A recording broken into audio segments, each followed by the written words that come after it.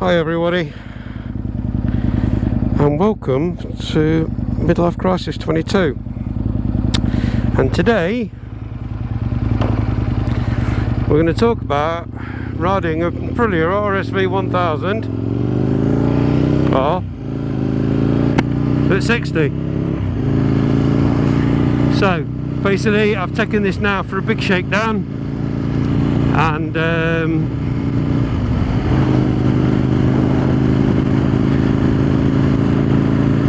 giving it the beans, and it's bloody quick. However, it's still not as quick as a GT, which surprised me a little bit, but I suppose it is down on power and it is a V-twin. So welcome to the channel, and I'll talk to you after the intro.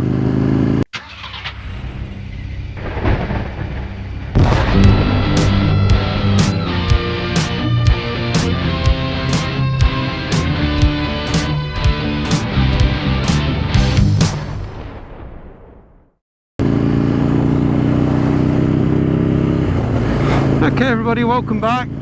Hope you're enjoying the content. Thought to do a bit of a review what this is like, and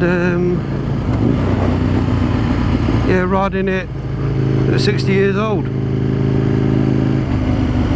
This is a very big thumping V-twin, and I love it. I absolutely love the character of it. The noise of the engine is, or the exhaust is coming through, because it's phenomenal. It's like I don't know what you call it really. I suppose, I mean, chalk and cheese springs to mind, but yeah. If you've seen the previous videos on the Aprilia, you'll know what work's been done to it, and how stupid was I. So we'll brush over that quite quickly. And yeah, well, one thing I'm finding most annoying about it is the mirrors. I've tried doing things, tried to adjust them a little bit to see if I can change what they're doing, and it would appear I cannot. I think what it is, well, first of all, I don't think they were that good to start with, and then I think what it is they can come backwards and forwards, and I think they're on a spring, and I think the spring's just got weak, so now when you drop them out, they actually drop anyway, so there's no adjustment for them. So, you know, that's one thing. Other than that, this bike is absolutely amazing now. So yeah, 60 years old and still having a midlife crisis. Sue me. I'm loving this. This is about 18th of February, 17th, 19th of February even, and I'm out on Beastie.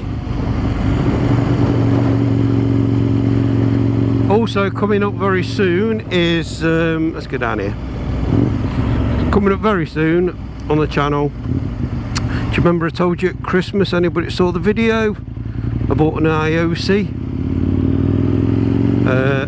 Apple CarPlay or Android CarPlay. Well, I finally got around to fitting it to the GT, and we're yet to go out and test it, but on actual first impressions of putting it on, very impressed. The only thing I haven't done yet is the rear camera, because I've got to take all the fairing off to chase the wire through, which I will get round to. When I decide to give it a good clean, take the fairings off, clean it, I'll then fit the back camera, but I'm not overly bothered at the minute. Although I could do with one of them on here. Hey, that might be an idea actually.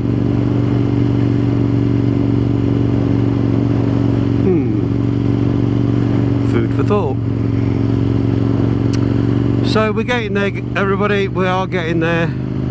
We're getting nearer and nearer and nearer to that magical spring. Couple more weeks. Hopefully then the salt will stop being spread all over the roads, and we'll be aces. Ooh, where am I going? Let's do a right here. I've got my sat nav with me if I need it, so it don't really matter. Yeah, this has been put back to standard gearing. Although I can actually see why you had the smaller front sprocket on it. You're going to forego a little bit of top speed and get a bit more zippiness. But I don't need it. I'm quite happy. Quite happy doing what I'm doing.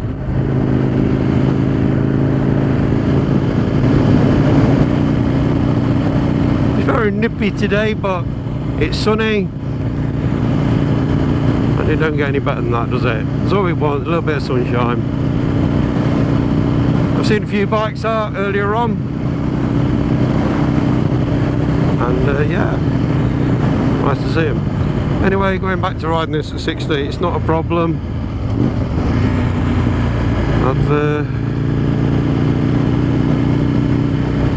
Yeah, the thing about it, what I found is you sit on this, whereas I think with a lot of the other sports bikes I've had, you sit in them.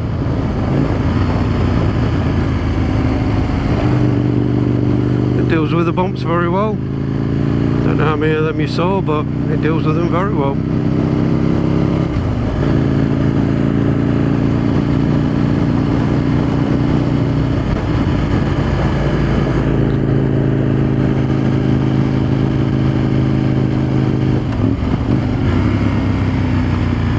Engine braking on it is amazing. Not trying to do anything clever today for obvious reasons. I don't know how much gravel and grit's on the roads and stuff, so I'm just enjoying myself. Just going out and having a little play.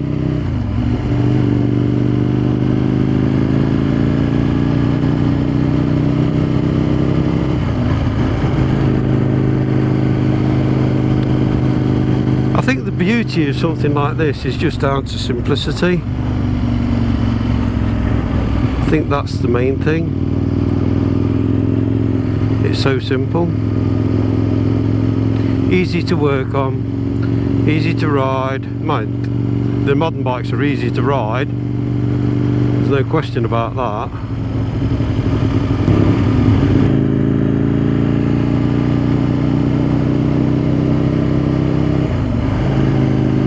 Had a lovely little run out. The sun is shining.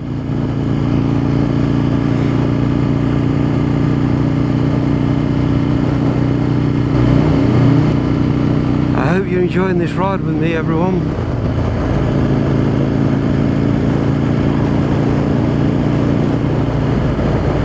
Getting you ready for getting yourselves out, getting your bikes out.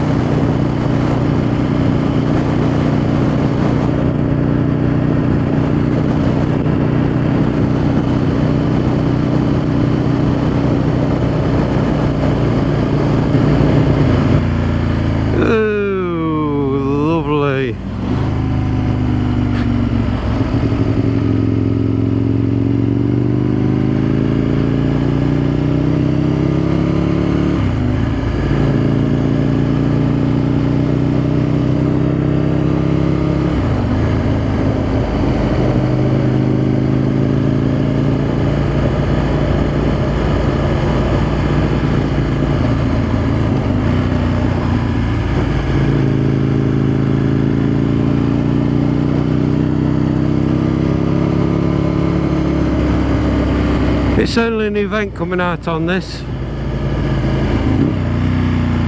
It's not one I want to go skeggy Vegas on.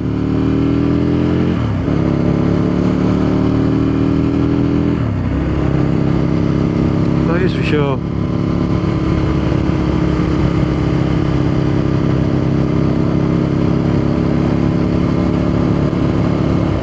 of vibrations coming through the handlebars onto your wrists, and obviously quite a bit of weight on your wrists as well.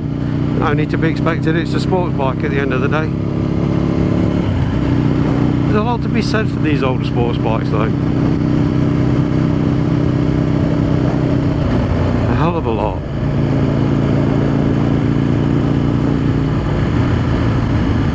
The thing I like about them is they're usable. When I say usable, I mean you can use the power without, I suppose this would be a bit like having a 750 Jitzer, 600 Jitzer. You know, you don't feel like the bike's better than you. You feel like you can use what you've got.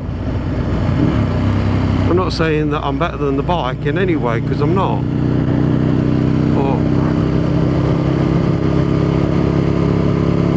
Feel like you can use more of what you've got, whereas on the thousands, the GSXR, especially the new ones, I had a L7 one and that was what, over 200 brake horsepower. You couldn't use that, and the more you tried to use it, the more you just ended up with a skyward front wheel.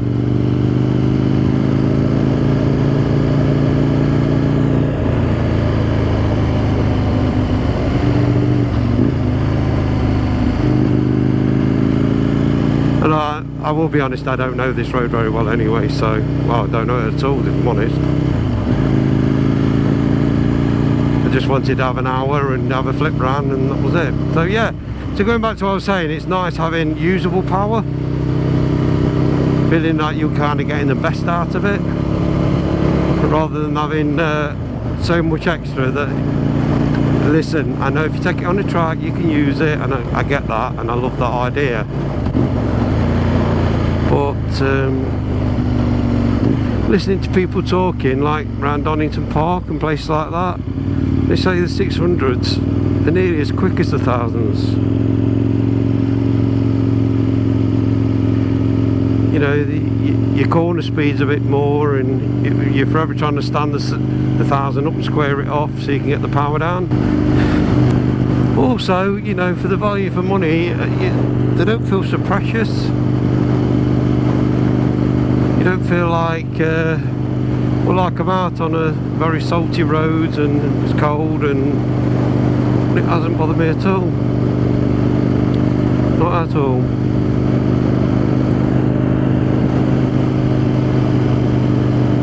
I go home, give it a wash down, put it away ready for the next ride. They try to change gear then without using the clutch. That's the first time I've tried to do that. Mate, you can go up the box anyway.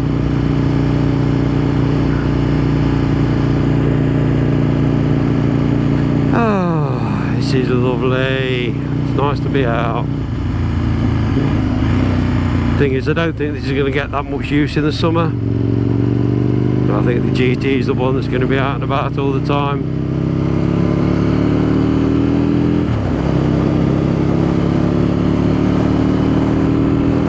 Nice knowing it's there if I fancy a blast.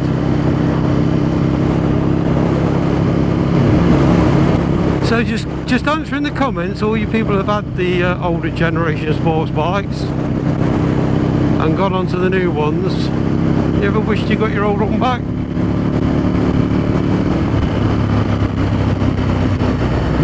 Not thought, oh, you know what, it'd be so nice to have that back now.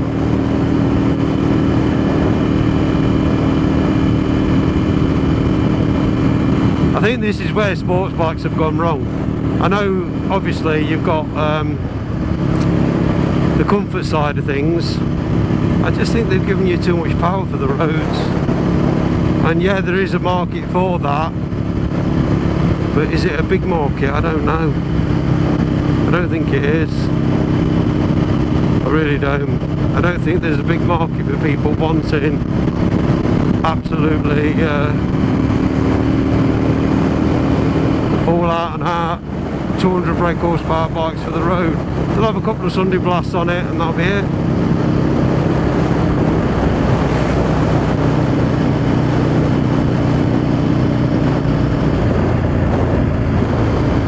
Let me know what you think in the comments. Do you miss your old bike? You You miss your old sports bike. I honestly think the K2 that I had and the K4 were absolutely spot on when you've got a pillion.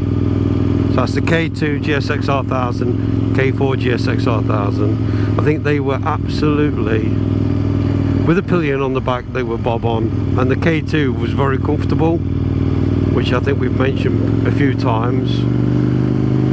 The K4 was a little bit more radical, but not massively. It wasn't over the top radical, I don't think.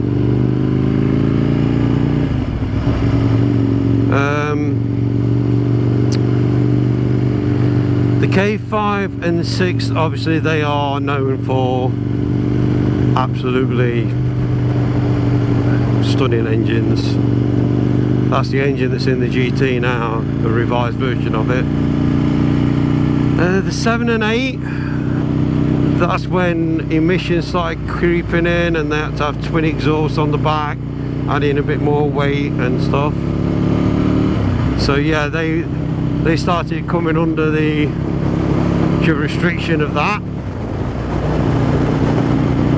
And then the 9 and the 10, they started getting a lot more power. And then when I went up to the L2 that was, well yeah, that was still, I think that was too powerful. And I think that was around the 175 brake horsepower, maybe 180. And then obviously I got the L7, which was over 200 brake. Don't get me wrong, they're a hoot to ride, they really are. And if you're not bothered about the fact you can't use all your power, they're absolutely brilliant bikes. However,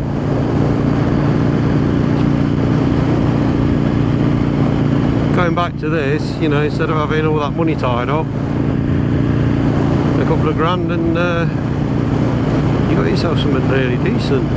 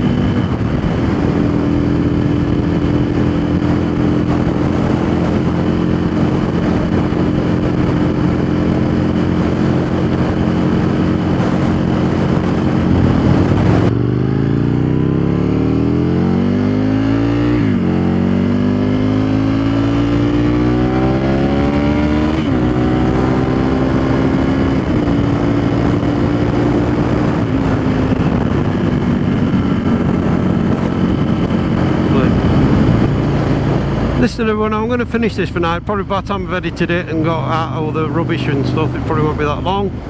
But thank you so much for joining me on this ride. I hope you've enjoyed the little bit that we've done. And we'll see you in the next video, preferably when me and Tez are out and, you know, a bit more conversation for you. Thanks so much for watching everyone. Ride safe, take care, and enjoy your season this year. Bye.